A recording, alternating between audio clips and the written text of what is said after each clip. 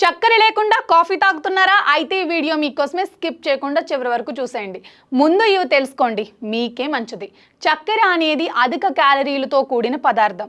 దానిని అధికంగా తీసుకోవటం వల్ల శరీర బరువు పెరిగే అవకాశం ఉంటుంది. చక్కెర లేకుండా కాఫీ తాగటం వల్ల అదనపు క్యాలరీలు తగ్గిపోతాయి. చక్కెర అధికంగా తీసుకోవటం వల్ల టైప్ 2 డయాబెటీస్ వచ్చే ప్రమాదము పెరుగుతుంది. చక్కెర లేకుండా కాఫీ తాగటం వల్ల రక్తంలో చక్కెర స్థాయిలు నియంత్రణలో ఉంటాయి. దీనివల్ల ఇన్సులిన్ సున్నితత్వం మెరుగుపడి మధుమేహం వచ్చే అవకాశాలు తగ్గుతాయి. కాఫీని చక్కెర లేకుండా తాగటం వల్ల గుండె ఆరోగ్యంగా ఉంటుంది. అధిక రక్తపోటు సమస్య తగ్గుతుంది. చక్కెర ఎక్కువగా తీసుకోవటం వల్ల జీర్ణ సమస్యలు తలెత్తవచ్చు.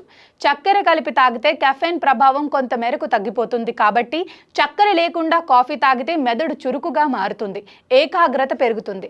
చక్కెర అధికంగా తీసుకోవటం వల్ల చర్మంలో మొటిమలు, ముడతలు ఏర్పడే ప్రమాదం ఉంటుంది. కాబట్టి చక్కెర లేకుండా కాఫీ తాగితే